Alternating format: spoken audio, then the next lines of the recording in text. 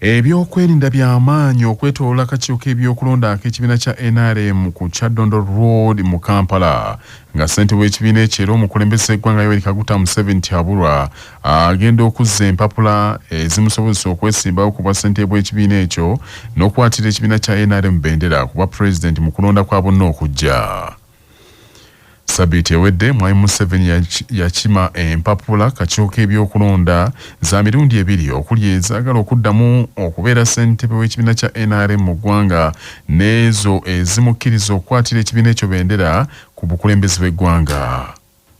Enguudo ezituuka kakiiko kano zonna ziteekeddwako emisanvu n'abakuumaddembe abali mu byambalo eby'enjawulo okulaba nti enteekateeka zonna zitambula bulungi. Kitegeezeddwa nti ssentebe wa NRM Yoweri Museveni asuubira okutuuka kakiiko ssaawa nga 6 ez'omutuntu.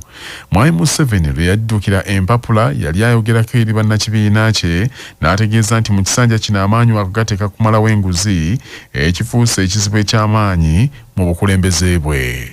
When I've been going up country for PDM everywhere in public meetings, there have been resolutions passed and a petition was signed requesting me to offer myself to be chairman of the NRM again, also flag bearer for the presidential candidate for the NRM. And in this time, I want us really to wipe out corruption, because this corruption should not be there. Happens where? Does it happen in Congo or does it happen here? It is here. Then we have the DISO, who is appointed by intelligence. Then we have the DISO. Why don't all these fight corruption? What are they doing? Why does corruption persist when all these are there? So in the coming Sanja, let's really ensure that we get rid of corruption so that we get maximum value from the money we have in the country. Ku mulundi guli Mwai Museveni lwe yagenda kakiiko k'ebyokulonda okukima empapula waliwo abavubuka abasiivufu b'empisa abaali beenaanise obufulaano obuli mu langi za kyenvu eza NRM abadda ku bantu abulijjo ne babanyaga ebintu byabwe n'okubaligita emiggo era abawerako bakwatibwa ne batwalibwa mu mbuga z'amateeka.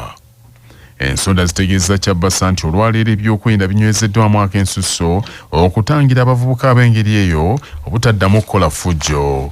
Y'omukwanaganya w'abasuubuzi b'omu butale mu ggwanga Sseggwanyi Mohammed mu kwogerako ne Kyabasa akubiriza abasuubuzi banne abakolera mu butale bajjumbire enteekateeka ya leero kyokka n'abasaba beewala okwenyigira mu bumenyi bw'amateeka. Era njagala okubiriza abasuubuzi mwenna nga mujja obuteetabika mu bantu abeenoonyeza ebyabwe n'okwonoona ekintu kyaffe ng'ebyakolebwa luli okubba abantu okukuba abantu ebyo tubyewalire ddala mujje nga mwambadde bulungi muweese Pulezidenti Museveni ekitiibwa ate n'okumusabira ekisanja ekirala nga tebatuwekwasizza nti ffe tukubye abantu n'okubabba. Ssaabawandiisi w'ekibiina kya NRM Richard Odwong ategeezza Kyabasa nti buli kimu kiwedde okuteekebwateekebwa era balindiridde kwaniriza ssente waabwe kwe kusaba abawagizi ba NRM omukolo guno bagwetabeko mu bungi. Gathering the way to receive the president is going to start at around midday. So we expect the public to gather by 10-11, the supporters of the party. So we expect to have a busy day starting at around midday. Kitegerekese nti Pulezidenti Yoweri Museveni bw'amala okusunsulwa ekyaddondo wakugenda ku kisaawe Kololo gy'ategese olukuŋŋaano olw'okugerako eri abawagizi be n'okulambulula enteekateeka zonna. Manya obuvuna obuddo obw'eddembe lyo tonyigirizibwa ddembe lyo ery'obwebange. Ddembe lyakukyusibwako Muna Herbal Mouthwash weegendereza agabbe obutakuguza bicupuli by'eddagala erigenda okukulaza n'okukugyamu amannyo ng'eddagala ettuufu okugajjanjaba eryakakasibwa National Drug Authority weeriri mu pharmacy ne drug shops baliyita Muna Herbal Mouthwash era n'ewaka lyetusenyesa nga bali wamu ne Baluswata Property Consultants batunda ettaka ku nguudo zonna eziyingira n'okufuluma ekibuga va mu by'ettaka lyakulukuta ennyumba ya kyama basange ku ofiisi yaabwe Kyengera opposite Orange City essimu 0704 80 195. Omuyizi agobeddwa ku ssomero asobola okwekubirira enduulu mu kkooti nga munnamateeka Abdul Kinene bw'annyonnyola. Singa omuyizi yenna agobwa ku ssomero oba ettendekero erya yunivasite olw'okuba ng'ayina omusango gw'abazizza wabula engobwayo eyo nga tebayise mitendera ne bamuwa n'ekibonerezo eky'amaanyi asobola okwekubira enduulu mu kkooti mu nkola gye tuyita judicial review olwo kkooti n'etunula mu nsonga ye oba agobeddwa mu mitendera oba nedda. Olwo kkooti bw'eba ematidde esobola okusazaamu ekibonerezo ekyo n'eragira omuyizi oyo n'addamu okukakkalabya emisomo gye mu mbeera gye yali alimu. Ng'Obuganda bweteekerateekera okukuza amatikira ga nnyinensi Ssaabasajja Kabaka ag'emyaka 32 abavubuka Maasomogi be yakwasa omulembe Omutebi bongedde okusoosowazibwa. Mu mbalira y'omwaka gw'ebyensimbi 2025-2026 ey'Obwakaka bwa Buganda nga yabumbye 52,000 kyasaliddwawo nti abavubuka basoosowazibwe mu ngeri ez'enjawulo omuli okubatendeka obukugu mu nkozesa y'ebyuma bikalimagezi, okutendeka abavubuka mu bukugu bw'okulima ng'abavubuka abalira ddala 1.5 be bagenda okufuna obukugu obw'enjawulo.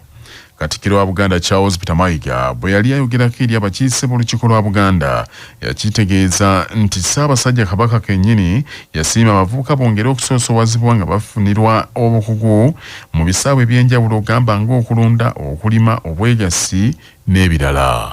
Bali wansi wa myaka 35 awo nno enteekateeka bwe ziba tunuulidde zendooza tujja kusembula era tetusobola kuzza Buganda ku ntikko ng'omuvubuka tali ku mwanjo.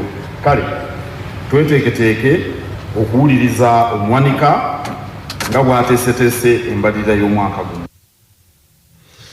Ekitongole ekivunaanyizibwa ku tumbula ebyobulimi mu Bwakabaka Kibukadefu nga kiyita mu ssenkulu waakyo omukungu Dr. Ben Sekamate ategeezezza nti Obwakabaka bulinawo enteekateeka y'okutongoza ssemaduuka w'ebyobulimi ow'Obwakabaka abavubuka mwe banaayita okugula ebikozesebwa mu kulima ebitali bijingirire. Ekitongole kya Bukadefu tekinalekerawo okulowooleza abalimi bammwanyi era kimu ku bipya ebiriwo mu kyekyambo kyetwetanye nnyo okuyamba okulinnyisa omusomo mu mutindo gw'emmwanyi bingo emu ku masaza 4 ekitongole kya Bukadefu bwe kigenda okutandika enkola ya ssemaduuka enkola egenda okuyamba okukendeeza oba okuggyawo obuzibu abalimi bwe balina. Ekiseera kino abalimi bwe bagenda okugula eddagala erifuuyira omuddo bagula bicukuli, bwe bagenda okugula ery'obuwuka bagula bicukuli, bwe bagenda okugula bomba ezifuuyira bafuuyira omulundi gumu akafuuyira ne kagwa eri. Kakati ekitongole Obwakabaka kigamba nti awo tugenda kukwatagana ne gavumenti, minisitule y'ebyobulimi eya gavumenti eya wakati tukakase nti ebintu ebikozesebwa omulimi wa bulijjo byonna ebinaabeera mu dduuka omwo byebyo eby'omutindo. Minisita ebyobulimi obuvubi n'obwegassi Oweekitiibwa Hajji Amis Kakoma omusanyufu nti mu myaka gino 32 nga nnyini atudde ku Namulondo abantu be beeyongedde okulima emmwanyi ekitaddewo essuubi mu Buganda ey'enkya. Abantu bajjubidde omulanga, emmwanyi zeeyongedde mu Buganda ebitundu 40 buli 100. Njagala kubakubira mulanga guddamu ate nga tegukungula okusooka okubeebaza ennyo okujjumbira aye n'okuddamu okubagumya n'okubasaba nga Ssaabasajja bwe yatugamba nga tutandika nti abatalina mmwanyi muzirime. Ekkanisa y'Abadiventi ekoze enkyukakyuka mu bukulembeze bwayo obw'ensi yonna okuva ku Ssaabalabirizi w'ensi yonna. Buli luvannyuma lwa myaka 5 ekkanisa y'Abadiventi etuuza olukuŋŋaana ttabamawanga okuba ttooki mu mirimu egiba gikoleddwa mu nsi yonna n'okukyusa obukulembeze. Mu kulonda okuwumbujjira mu kibuga St. Louis eky'essaza Missouri eky'Amerika, agavaayo gategeezezza nti omusumba Eton Kola ye Ssaabalabirizi w'ensi yonna mu kkanisa y'Abadiventi. Pastor Eton Kola enzalo ye Brazil yabadde omuteesiteesi w'ekkanisa mu nsi yonna executive secretary. Pastor Eton agenda kudda mu bigere bya Pastor Ted N.C. Wilson abadde ssaabalabirizi okumala emyaka 10 by'ebisanja bibiri. Olukuŋŋaana luno lwetabiddwamu abakiise abawera emitwalo 10 okuva mu nsi yonna era Uganda yakiikiriddwa abantu abasukka 20 bakulembeddwamu ssaabalabirizi w'Abadvent mu Uganda Pastor Dr. Moses Makandi mu kika. Oluvannyuma lw'okujjuza ebifo eby'ekitebe ekikulu eky'ekkanisa mu nsi yonna, abakiise bagenda kulonda bassaabalabirizi ab'omu mabendobendo. Ekitebe ekikulu eky'ekkanisa y'Abadvent mu nsi yonna kiri mu ssaza Maryland erya Amerika. Tutuuse mu munnansi weeyogerere mwe tufunira abantu ab'enjawulo nga boogera ku nsonga ez'enjawulo. Nga Uganda yeteekerateekera okulonda kwa bonna okw'omwaka 2026, ebibiina by'obufuzi eby'oludda oluvuganya ebimu bitandise okutta emikago nga byeteesa okukolera awamu bisobole okumegguza gavumenti ya NRM. Aba People's Front for Freedom, ekibiina ekiddukanyizibwa Ssaalongo Erias Lukwago PFF, n'ekya Alliance for National Transformation NT ekikulemberwa General Gregory Mugisha Muntoyera byassa omukago ne bikkaanya okutambulira wamu olwo n'ebibiina ebirala ebyetaaga okwegatta bwe binaabasangira. Mu kanyumiro kaffe kano munnansi weeyogerere, omusasi waffe Omulongo Kato Dennis Lwandaga akuŋŋaanyisa ebirowoozo by'abantu ku nkolagana eyo era bayise ku Facebook CBS FM muteeseza muti. Josephine Ndibaza ogambye nti bayinza okwegatta okuweza obuwezi omuwendo naye sisuubirawo kipya kibagenda kukyusa era bajja kumaliriza omusimbi gubatabudde. The Buganda Royal Watch ogambye nti ebibiina by'obufuzi tebiyinza kuleeta nkyukakyuka ya namaddala eri bannansi olw'ensonga nti ali mu buyinza ate ye mutegesi w'ebyo ebibiina ebyetabamu. Sebagala Richard nti okwegatta tekwandibadde kubi naye abeegassi amaanyi gaabwe nga matono nnyo, mbasaba beegatte ku NUP tulwanyise Mwami 4+3. Kibirige Jimex ogambye nti okunno kwabadde kunywamu kacaayi naye n'okwekubya ebifaananyi naye sisuubira nti kiina kye kigenda okukyusa kubanga si gwe gusoose. Prince Tana nti nno tewaliiwo ntegeragana kubanga abo bonna be bamu bonna beeyawula ku FDC enajja nankumbi. Musiigwa Jovan nti enkolagana simbi kubanga lyekkubo mwe tujja okuyita okuwangula era tusaba ebibiina ebirala byonna bikaanye tuleete kandidate omu olabe enjovu bwetaagwe. Kasule Karim ennabyewanga nti ebibiina ebyo byombiriri byabadde mu retreat nga bwe byekutula ku FDC naye sisuubira nnyo kyamaanyi kinaavaayo. Sally Richard ogambye nze nsuubira abakulu bali ku mulamwa gwa kununula ggwanga lyaffe tubeesige awangala ennyo ssebuufu bwango. Matovu Godfrey ogambye nti ANT ekisookera ddala teriiwo kubanga tebadde active okuva lwe yagunjibwawo n'olwekyo sirabawo nsonga y'amaanyi. Stephen Kizza ogambye nti okujjako bannaffe okugabana omusimbi n'okulwanira ebifo naye tewaliwo kyamaanyi kye bayinza kutuukako, ebyo bye baliko byakiguumaaza. Peter Mukuye nti lindako bonna tebaava mu FDC, sawa yonna ne FDC yennyini eyinza okubeegattako.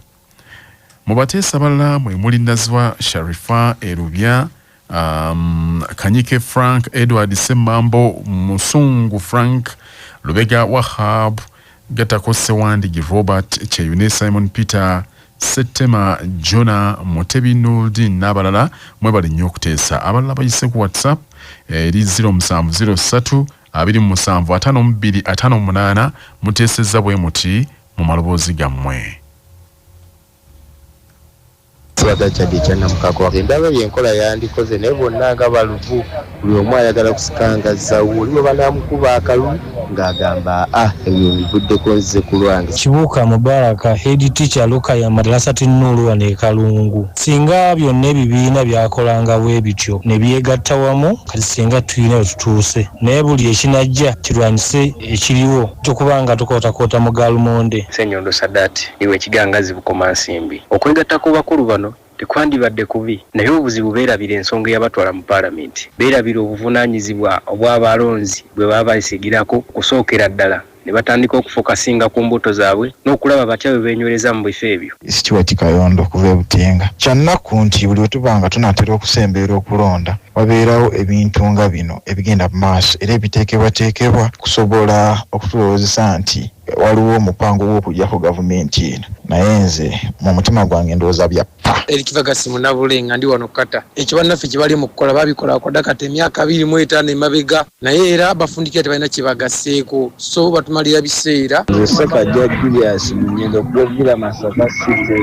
Konna bagezeeko beegatta osanga tunaavaamu ekyamakulu kituuse eggwanga mwe tuli.